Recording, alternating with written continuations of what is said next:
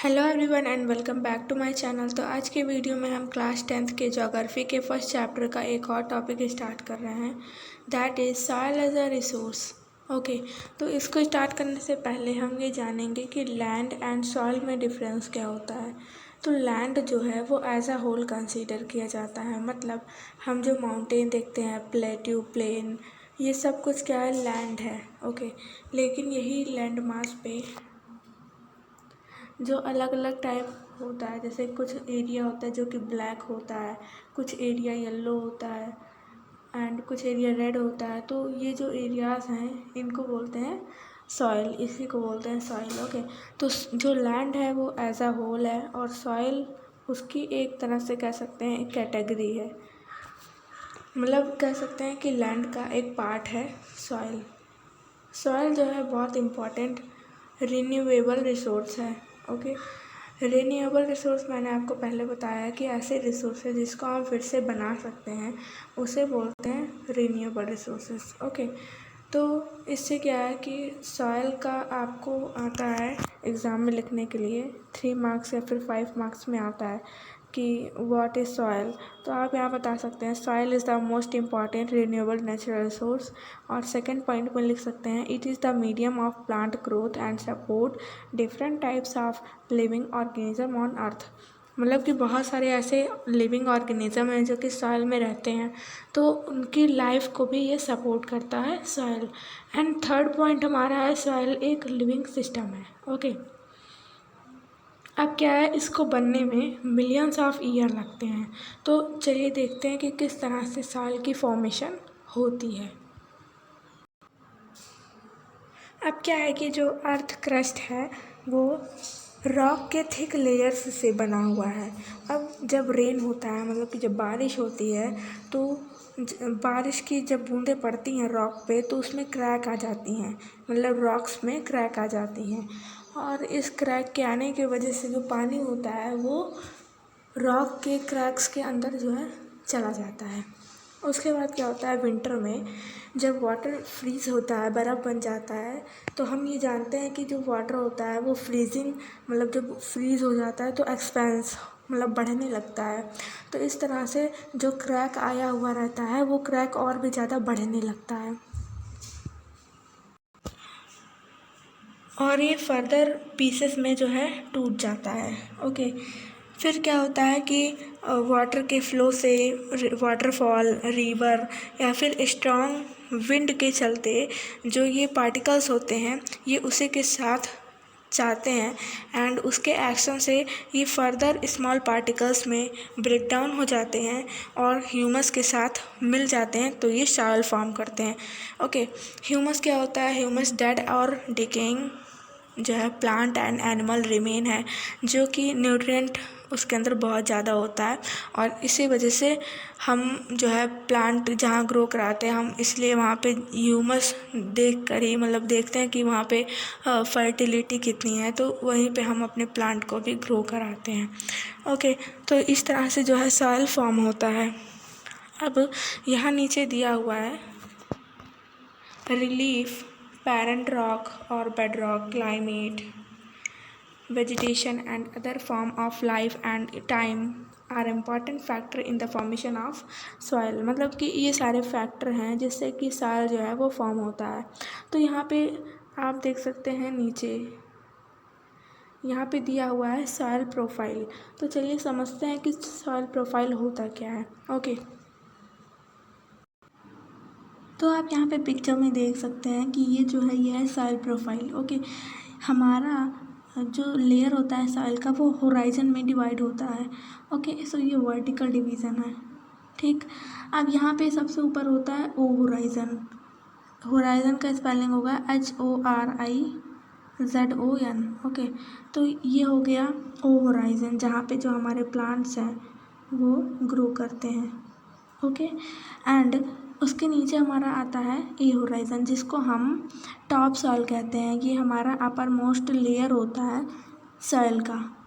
Okay, और ये जो है ये बहुत ज़्यादा मतलब डार्केस्ट होता है, मतलब इसका जो कलर होता है बहुत ज़्यादा डार्क होता है क्योंकि इसके अंदर मिनरल्स और ह्यूमस बहुत ज़्यादा होते हैं।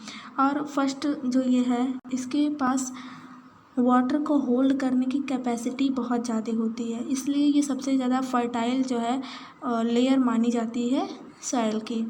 सारे जितने भी न्यूट्रिएंट हैं और वाटर हैं वो प्लांट को इसी लेयर से मिलते हैं, ए होराइजन से।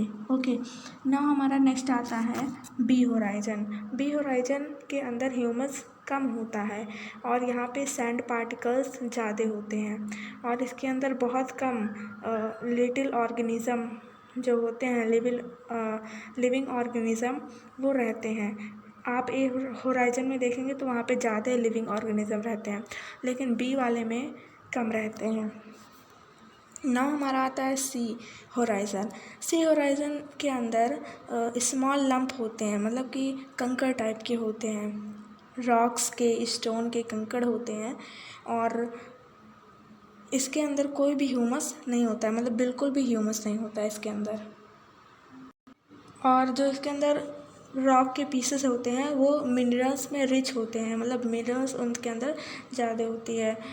ओके, अब नाउ हमारा नेक्स्ट आता है आर होराइज़न। आर होराइज़न के अंदर अनवेदर्ड सॉलिड रॉक आते हैं जिनको हम बेड रॉक या फिर पैरेंट रॉक कहते हैं। ये सबसे ज़्यादा हार्ड लेयर होती है हमारे सॉइल प्रोफाइल की।